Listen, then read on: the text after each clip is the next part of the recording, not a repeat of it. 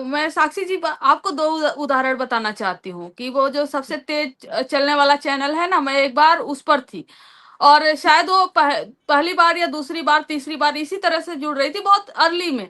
और उस पर डेटा पे बात हो रहा था और कि इतना परसेंट वोट इनको गया, इतना परसेंट वोट उनको गया, एम वाई समीकरण में इतना है, इतना मतलब वो डेटा पे पूरा बात हो रहा था। और पता है जब मेरा सारे प्रवक्ताओं से मतलब मुझे छोड़कर जो सर्वे करके डेटा लेकर आए थे जो बीजेपी के प्रवक्ता हैं सबसे जो मैं उसमें फीमेल प्रवक्ता अकेले थी। जब मेरे पास आया मेरे तो पता है क्या सब पे डेटा पे सवाल पूछ रही है। जब मेरे पास आया तो क्या कह रही हैं कि आपको क्या लगता है जंगल राज इस बार भी मुद्दा बनेगा। मतलब मैं कह रही हूँ मतलब वो फीमेल जो एंकर थी, मैं बोले कि मैडम आपने सबसे डेटा पे बात किया, आप मेरे पास आते थे जंगल राज पे आ गए, हमको भी डेटा की समझ है उसी पर बात कर लीजिए।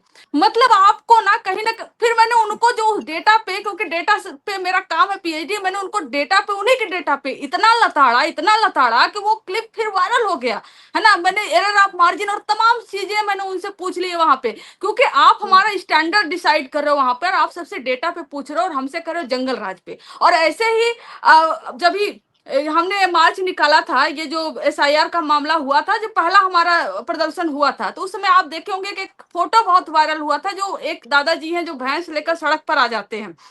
तो एक शो पर मैं थी और वो शो पर पता है क्या कहती हैं कि सबसे तो वोट पे वोट इस पे एसआईआर पर कैसे जो है कि बांग्लादेशियों को हटाया जाएगा, इस पर सवाल पूछती है। मेरे आते आते क्या कहती हैं, कंचना जी, अब मैं जो एक्टिंग कर रही हूँ आप समझ जाएंगी कौन है वो। कंचना जी, ये ठीक है लेकिन भैंस पर डिबेट, भैंस को लाने की क्या जरूरत थी। मतलब आपने सबसे क्या सवाल पूछा और मेरे आते आते आप क्या हो गए। और उनका जो वो है सवाल पब्लिक का, ठीक है, मैंने उस पर बोल दिया कि सवाल पब्लिक का है लेकिन आप सवाल भैंस का क्यों पूछ रही हैं, आपका शो तो सवाल पब्लिक का है। तो ऐसा क्यों नहीं करती है कि अपना शो का नाम चेंज करा के सवाल भैंस का करवा लीजिए, फिर मैं भैंस का जवाब दूंगी। उनको इतना बुरा लगा उस चीज पर, फिर एकदम चुप हो गई। मतलब जवाब तो दे नहीं सकती थी वो पलट के। तो मैंने देखा है ना कि कहीं ना कहीं आपसे ना आप किस लेवल का सवाल पूछा जाएगा आपसे, उससे भी आपका स्टैंडर्ड तय करती हैं ये जो फीमेल एंकर होती हैं।